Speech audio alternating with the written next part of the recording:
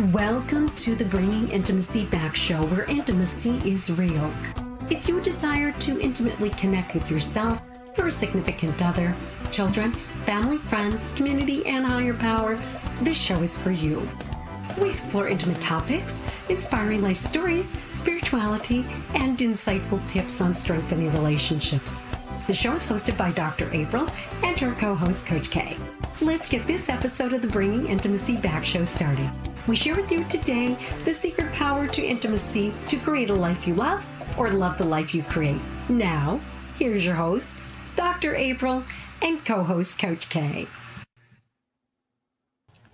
Hey, welcome back to the Bringing Intimacy show, where intimacy is real. How are you doing, Coach K? I am doing amazing on this Good Thursday. And how about yourself? I was doing good until I noticed this halo over my head. Seemed like it. Anyway. That's all right. That's just your one of your chakras glowing. That's all. Yes. And it's not that it's a halo. I'm not all that innocent. But anyway. Yes. So I am so happy we are in the month of September. And you know what? In the month of September, all our children are back in school. Yes. With all of the winding down of summer, new challenges of new people and interactions and life. Yes. And I'm so happy today because we're actually talking about children, which is a passion of mine, because all of us have gone through it, number one. And number two, it is, as you and I deal a lot with couples and other kind of stuff, children, how we are as adults has really been because of what we see in childhood. Absolutely. And people do not understand the importance of childhood.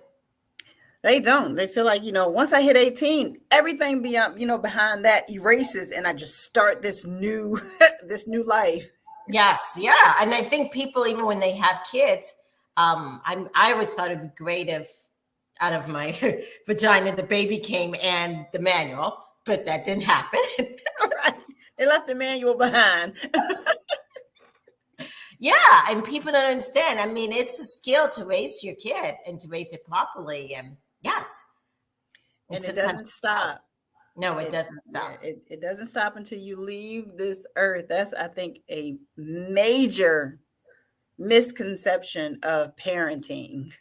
Right.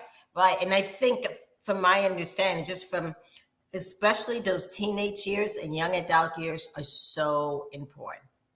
Yes. Yeah, it makes you miss your 5-year-old when your 13-year-old starts stomping around and you want to just pick them up by the back of their necks. Yes, definitely. Yes.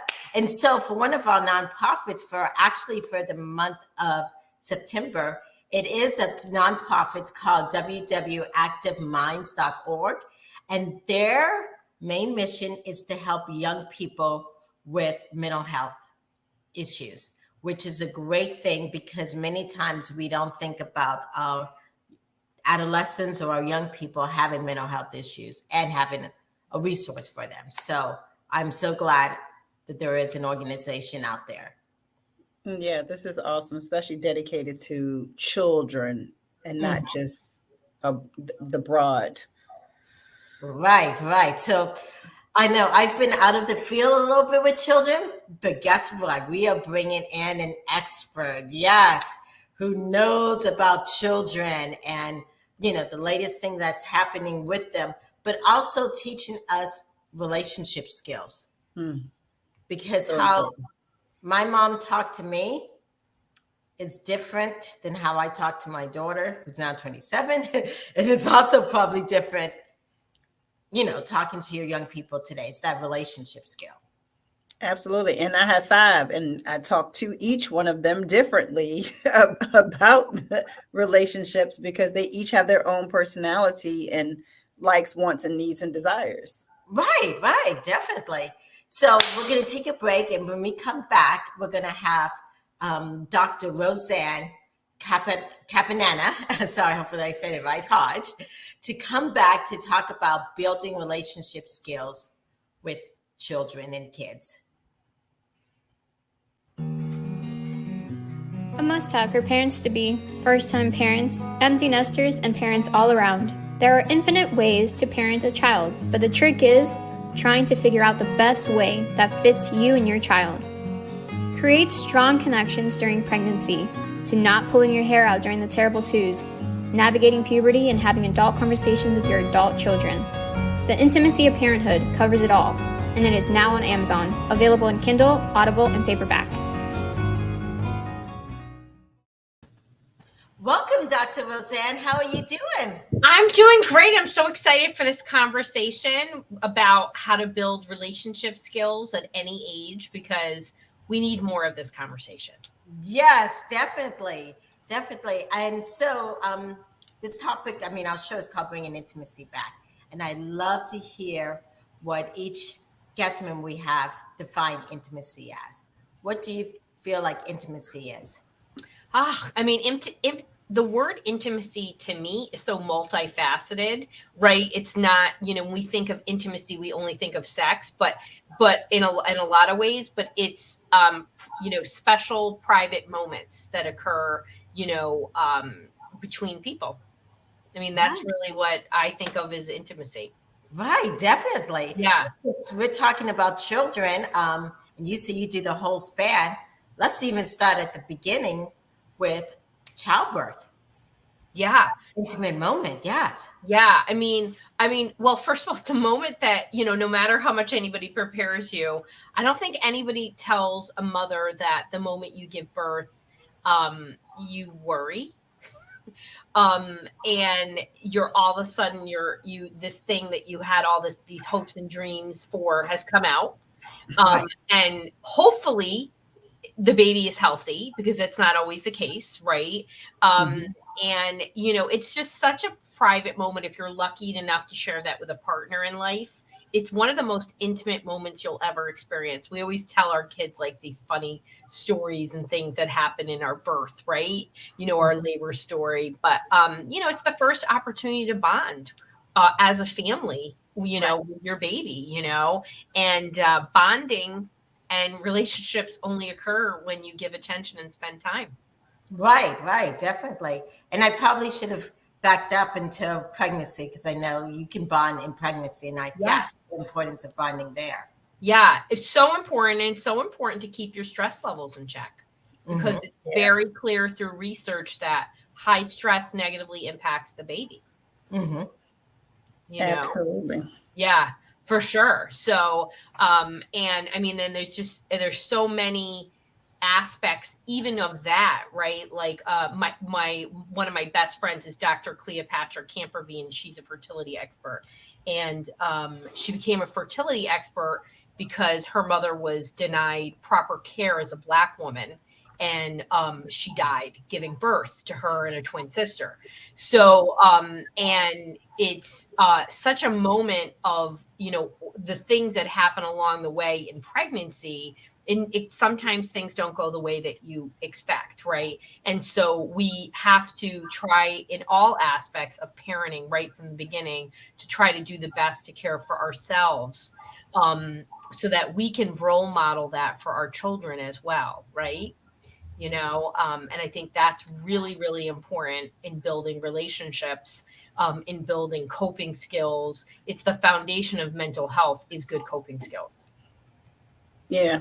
And I will honestly say, because I became a birth and postpartum doula, and one of the things that I always wanted to do was just a preparing for baby 3-week course with all of the things that no one tells you when you go to your doctor's appointments, when you leave the hospital. Yes. And all of the hoopla dies down, and it's just you and this new life at home. And how do you bridge that gap? So that goes into a lot of what you do, which is building those relationships. Yeah. Well, and there's just so many feelings that, there's so much mental health aspects, even as a new mother, and navigating the change. And there's so many joys and there's downs, and, postpartum is so normal, right?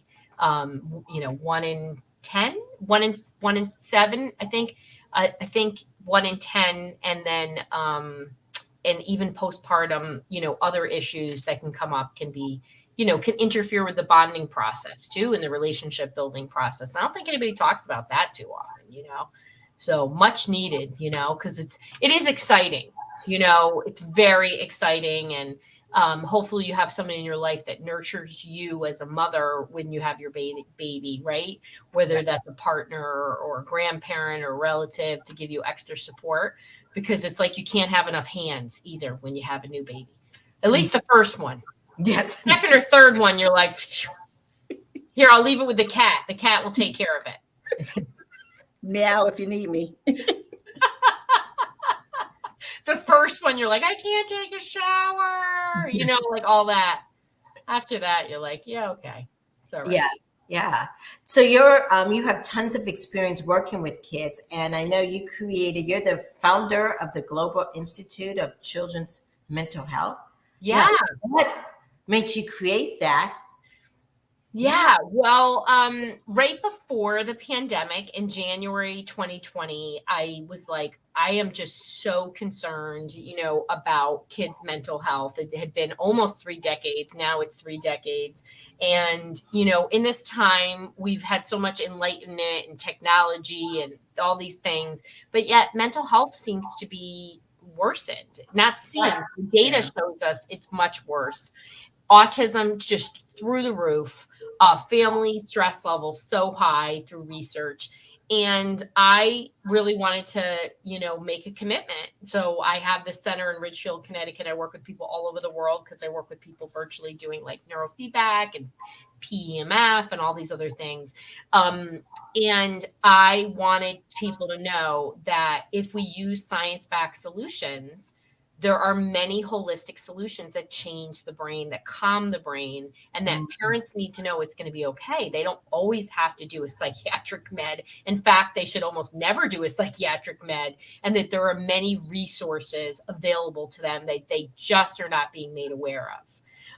And so that is why I created the Global Institute of Children's Mental Health as a platform, you know, to give people access, no matter what their income level is, to educational tools, books, you know, resources and things like that. Wonderful. Yeah. And I know one of the things you specialize in is ADHD or hyperactivity. And I'm just thinking you created this in a time period where the world was kind of shut down. Yeah. Yeah. And kids were at home. And, you know, people even had little 5-year-olds on computer trying to learn kindergarten stuff. Yeah. Yeah. Yes. Yes. So tell me how that all ties in together, what you do. Yeah. Well, I mean, I think, gosh, when you think about the early part of the pandemic, right, doesn't it seem so long ago? Yeah. I think people were ill-equipped. I mean, we're parents. We barely can learn how to parent unless you've been trained for behaviorism. Then all of a sudden you're a teacher.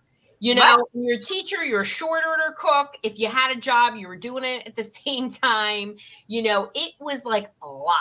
It was very, very stressful. People were breaking down. I never saw more adults reach out for mental health help than, and we know this, right? And so what happened is a bunch of things. We saw that learning on a computer was not optimal for most kids. Right. We saw that you needed structure and routine. And I think families that did well put structure and routine in place. And that seemed to balance things out. And I also think parents really got a bird's eye view of exactly what was going wrong or right with their kids. Like, so my favorite meme in the pandemic is a John Amos meme. And it said the teacher wasn't the F problem. And the gist of that, the gist of that was you thought the teacher was losing their mind about your kids having problems, and now you know it was your kid had something going on. So all of a sudden, like, therapists became the hottest commodity. And the first year at the end of 2020, the number one New Year's resolution was go to a therapist. Yeah. So, you know, we got to see what happens. You know, people are living very stressed lives.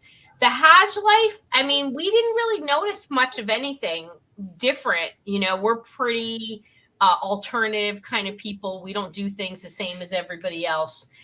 And a lot of my friends, we were pretty fine. You know, we created our own little bubble. Grammy was in our bubble. We were still seeing people and doing things. And in fact, I was still going to work every day with a small group of people because we were like, we're going to lose our minds if we're not in it.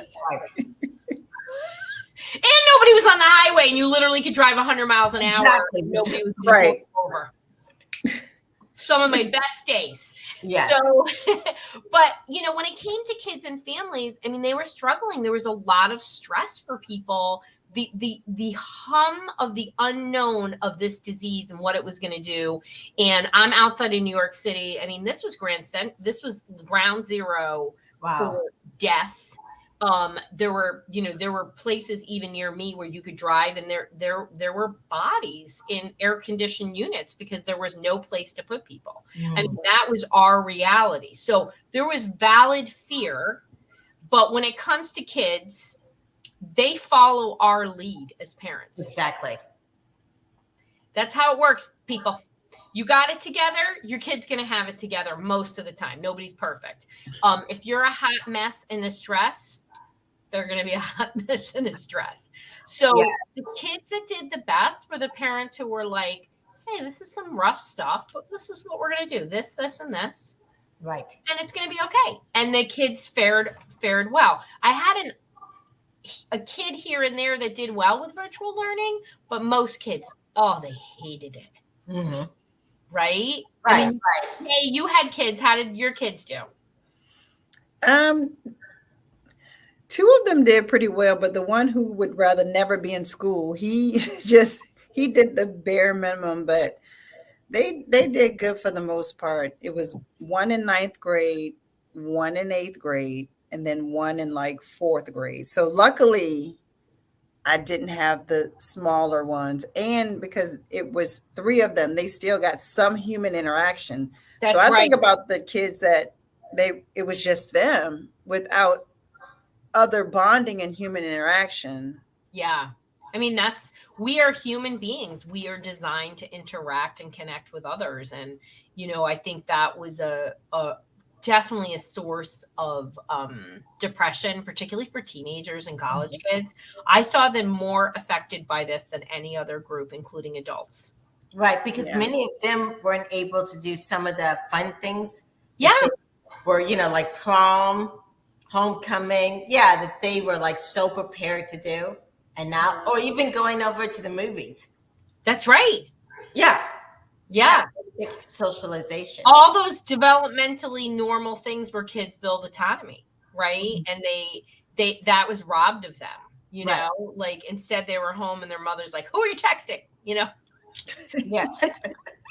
And then the parents are stressed. And so the kid is now double stressed because, children typically take on the responsibility of the adult. And then they formulate stories of why they're stressed. That's right. And they don't, I think what people don't realize, that energetic imprint, the non-verbal ways that we show our happiness and our displeasure, right? And so when we're super stressed, and especially when parents try to hold it in and be like, oh my gosh, like yesterday, I was like, I had this weird day yesterday. I was telling my teenager, I started first thing in the morning. I fired somebody. And he was like, you did? What happened? And then I told him, and I was like, but it's all right because of this, that, and the other thing. But then what was really stressful is I had to race to here and do this and then go to the back to school meeting and whatever. And he was like, oh, okay. So he was asking me about Slana. I was like, we'll work on that this weekend. He was like, all right. So it's good to have those real conversations. Right, Roseann, because many people don't say that. Right. You know what I'm saying? They keep it all in. They say, I'm fine. And whatever comes out of their mouth is not their behavior. Exactly. Yes. Exactly. And I want my kids to know there are problems in the world. You know what I mean? So I don't want them to think life is perfect by any means, or am I perfect? Right. You know? Because you got to make them resilient. Absolutely. Absolutely. And it was good. I mean, he asked me, like, what happened when you fired him? So I was like, well, I didn't have to fire him. My chief of staff had to fire him. So I was like, and this is a new thing for me. So I was like, this is pretty awesome. You know what I mean? I was like, he knew it was coming. He's like, oh, he did. So it was great, you know, to hear that or whatever. And then I was like, you know, I got to do some stuff to de-stress. So I'm going to do this, this, and this. I always talked about my kids. You have to counter stress, and there's good stress and bad stress. And good stress is fun stuff too. Sometimes we don't think about, like, when we're doing something really fun, that it's stressful too, right? I think about travel now. It feels so stressful to me. Like, it's so hard to get on an airplane now. Right. You know? Yeah. So Dr. Roseann, I know we have a question from Ashley, a parent. She's wondering, how do you talk to your teenagers? Because, you know, she feels like her son is just locked up in a room with the computer, playing video games. It's wrong, you know, house school, fine. Yeah. So first of all, in our house, we use a device called Grapheon. I'm not affiliated with them, and it is manages their Wi-Fi. So it's a router, and they only are allowed to get a certain amount of Wi-Fi, and once that time is expired, it turns off. Okay, just a quick question. Yeah, it came up in another session. In the sense, the amount of the Wi-Fi, do you do it based on their age? Okay, awesome. That was my question. Sort of age, and also, like, you know, I think there's not always hard and fast rules. My 11-year-old is 1,000 times more responsible and more mature than my 17-year-old. Yes.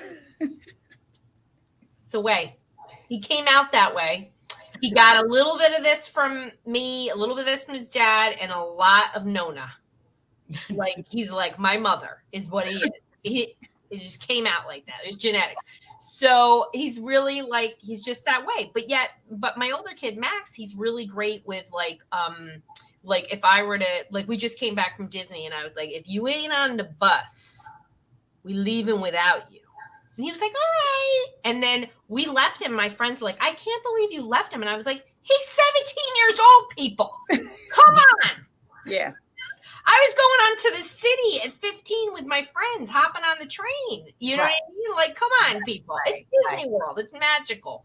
So number one, let's put a limit on things so that it cuts down friction. And the way that I manage Wi-Fi, and I feel like this is an important conversation because, like, we're all impacted by this, right?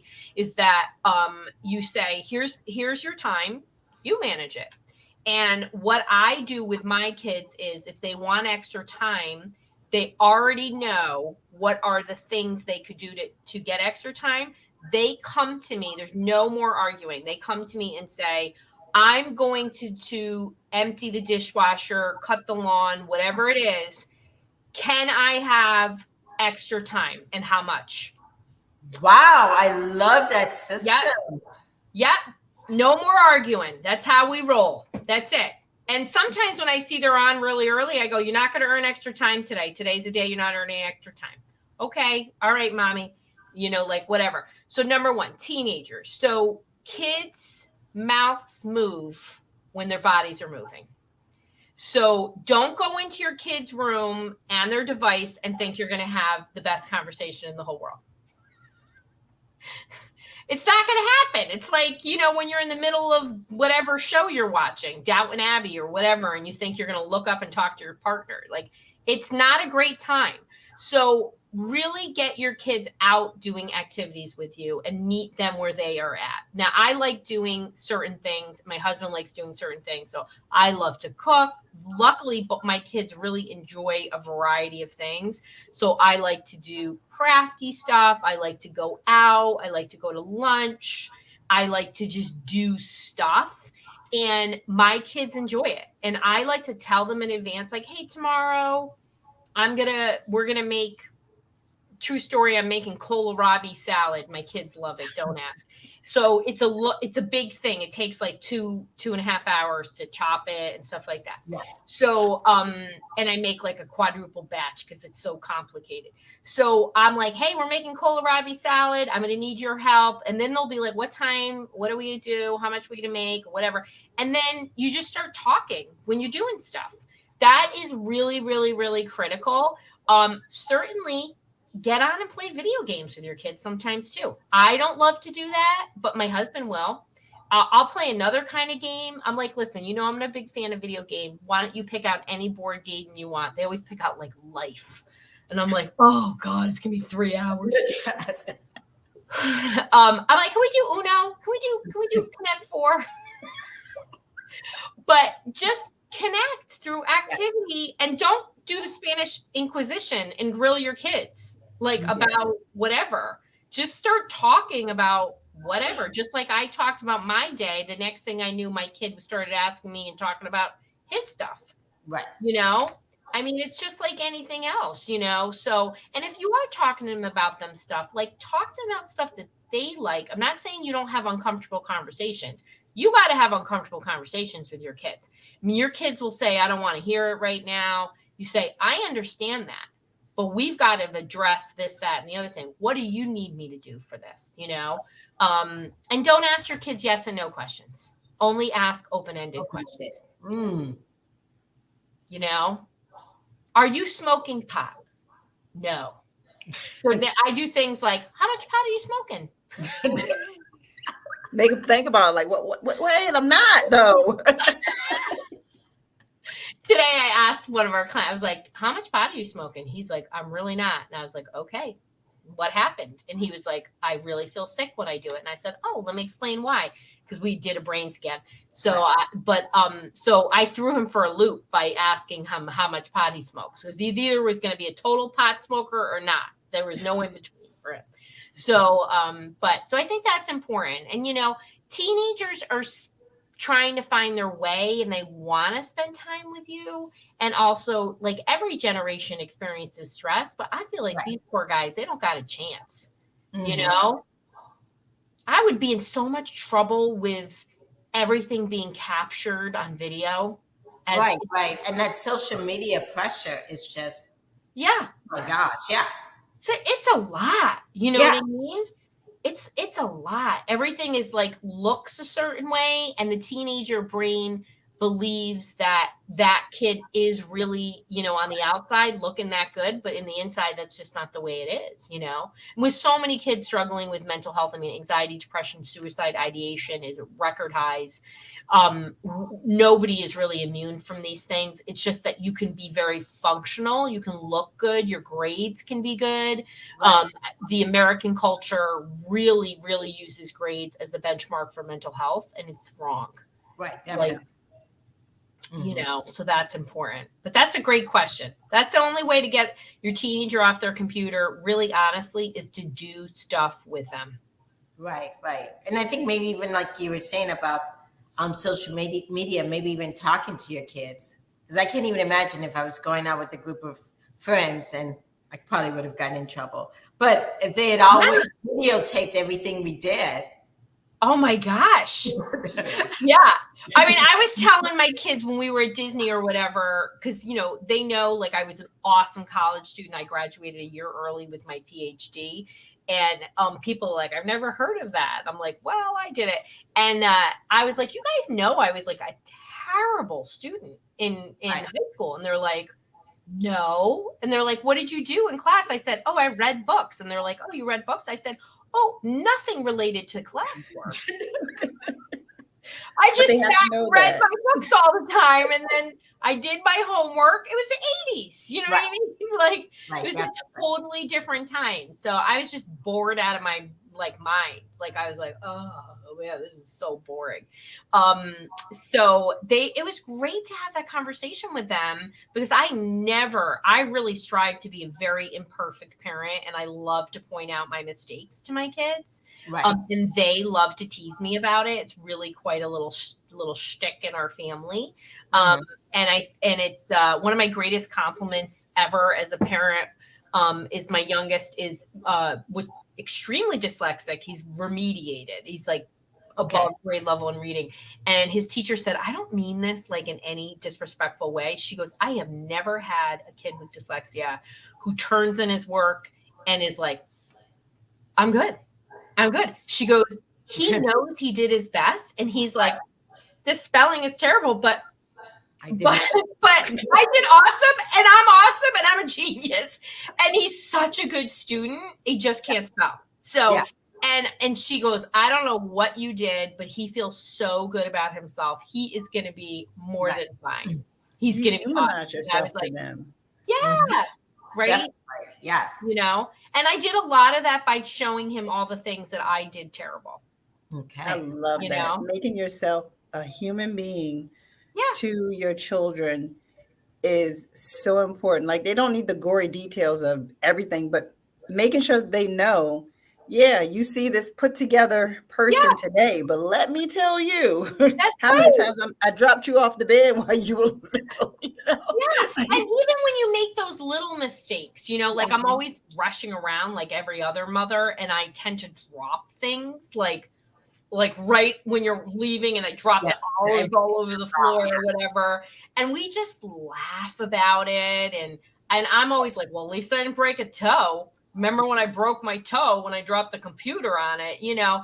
And then my kids just think it's so funny, you know, like it's not that serious. And then when it's serious, I'm like, oh no, now we can't be funny. Like, this is serious. Like, this is like a safety thing or something like that. They're like, oh, okay. All right. You know, and they just don't take, like, you know, they don't get stressed in the same way that these other kids do. They learn to problem solve and figure things out, you know? Definitely. Yes. Yeah, so sure. People are out there listening and they want to connect with you. Yeah. Tell us about your books and everything. Well, I have a great book. It's called It's Gonna Be Okay. And it's really designed to help parents they don't have to get on the internet and go down the rabbit hole. I've done the research for you. There's 40 pages of research so that you can find. So I'm a nerd. You got to have the research, but there are so many ways that we can change the brain. Okay. And I think when your kid, especially when they're younger, and especially when they're really bright, and so many kids with ADD and learning issues and are really bright, that they always want to wait and see. They always want to wait, right? So nobody ever regrets getting help. They only regret when they don't. But I think one of the ways parents, they lose their power by every time they go to their physician, they're like, what do I do about this focus problem? Like, I'm a big fan of Google MD. I'm a big fan of listening to podcasts and reading books and things like that. I'm not saying never get help. Absolutely. I'm a licensed mental health professional. But what I want parents to know, it's the micro moments that build the macro change. Mm-hmm. And we really have so much power as parents, and you're already working really hard. This is not more. This is shifting what you're doing so that there's a bigger impact, right? And then we can lessen stress. So in my book, It's Going to Be Okay, it literally goes through many different ways to support your child. All you need to do is pick one and stick with it for 30 days. You know, you need constancy to change behavior. It'd be great if we had the one and done, but that's just not works. But people can follow me anywhere, Dr. Roseann, as Dr. Roseann, DrRoseann. That's drroseann.com. That's TikTok, YouTube, Instagram, all under Dr. Roseann. And I try to put resources and content out there that's meaningful and useful to give parents the tools. Like this week, we're talking about school refusal on social all week, because kids struggle sometimes, and school refusal behaviors are at also an all-time high, with anxiety and depression fueling it, with other conditions as well. So for sure. And then I have something that's a bonus for people. If anybody wants, I have coping skills. What I like to focus on is parents can have short little statements and things that they say to their kids to get them to be problem solvers, because we want our kids to be problem solvers, good problem solvers, when we're not around. And when you force them by the wording you use to think on ways for them to cope. instead of saying, don't worry about it, you can say, wow, that was really hard. How did you do that? Right. Exactly. Right? And you get them to start processing and feel in control. But you can go to teletherapytoolkitbonus.com, and I have over 100 statements there that I've done. And then if anybody's got an attention issue, thank you for sharing all my resources. I have a great webinar, drroseann.com webinar, or EF webinar, same thing. It's 5 ways to boost your child's attention and executive functioning. So because attention, people are really struggling with attention and executive functioning, adults too. Awesome. Yes. Wow, you have just such a plethora of information and science research, which is very helpful. Well, there's so much science, but we know what helps people. It's just that we don't lead people in that direction. We go and do the same things, which is only seems to be talk therapy and medication. There's a whole other world out there. And people need to do what feels right to them, but they also need to find something that works and stick with it. Mm-hmm. Yes. Yeah. And what works for one child may not work for the rest of the No. I mean, and it may not align with the family's values, you know what I mean, too, you know? So, you know, some of the things I ask people to do are really hard, like dietary changes. I mean, it's easier to get somebody to change their religion than it is to get them to change what they eat. Yes. You know, but you want to really get your brain working real fast. Direct pipeline, what you put in your mouth goes right into your brain, you know? Mm-hmm. Yes, definitely. Yes. This has been awesome. Yes, it's been awesome. Thank you so much for being. Oh, so much pleasure. So much fun. Keep doing what you're doing. And I as we did start this, I said, I know sometimes people think working with kids is hard. Oh no, working with couples is way harder. And they fight about parenting. Right. But those skills are learned in childhood and how you relate to your siblings and all that. Number one way you learn to parent. And that, just like genetics, what you learn from your family and parenting does not mean that's how you have to, doesn't define you. It's not. Exactly. It's not what it is. So it's recognizing this isn't working and then switching it so that you're not working as hard. Right. Definitely. Well, you're welcome back anytime. And thank you so much for being here. Well, so lovely, ladies. Be well. And wherever you are, mama and papa and grandparent and caregiver is exactly the journey you need to be. You just need to take one step towards change and it will pay off. Yes. And stick to it for 30 days, like you said. Absolutely. All right. We'll take a break. Life can be overwhelming sometimes. We think we are a burden to others. We think that it's better to hide it and suppress our hurt, but it's not. As Cave Coral therapists, we will provide you with quality, confidential counseling services in a relaxing and peaceful environment. Talk to a professional today. Book an appointment on www.cavecoraltherapist.com or call 239-565-6921. Welcome back to the Bringing Intimacy Show, where intimacy is real. Dr. Roseann was wonderful.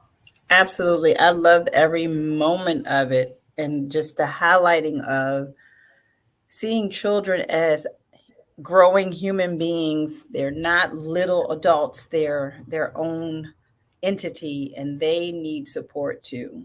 Mm-hmm. Yeah. And I love how her strategies were simple. Mm-hmm. And creative. And that is really important in today's world. Oh, yes, it is. I loved every moment. It was a great show. Yes, definitely. So what's coming up next? Oh, I will see you face to face for the first time. Yes. We face to face now, but in person. So excited that in the coming weeks, our shows are going to be, well, next week on the 8th, we will be right there together doing our show at the Sex Down South conference. So I'm super excited about that. That's going to be next Thursday, the 8th. On September the 15th, we're going to have Tessa Lord with Stay Woke. On September the 22nd, we have Tracy Owen with 7 different realms of relational intimacy. And then on September the 29th, we have Alan Carl with What Would You Risk to Unleash Your Passion and Follow Your Dream? Great shows coming up. Yes. What would you risk? Wow. Okay. Thank you again. And Susan Clark, thank you for watching our show and stuff. We really appreciate that. Yes, and anyone else who's out there, if you're watching our show, please let us know if you have questions or comments or you want to see something on our show. Just let us know. Yes. This has been the Bringing Intimacy Back show. Thank you, Coach K, for co-hosting again. And we will see you guys next week. And you can follow us on Twitter, Facebook, Instagram, and of course, YouTube and on Clubhouse. Absolutely. See you all next week. Okay, see you. Bye. Thank you for listening to today's episode of Bringing Intimacy Back, where intimacy is real. You can also find us at bringingintimacyback.com, LinkedIn, Facebook, Instagram, Twitter, and YouTube. Dr. April Brown's 7-book series, Improving Intimacy, is now on Amazon. We'll see you next Thursday at 3:30 p.m. Don't forget to follow, share, and subscribe.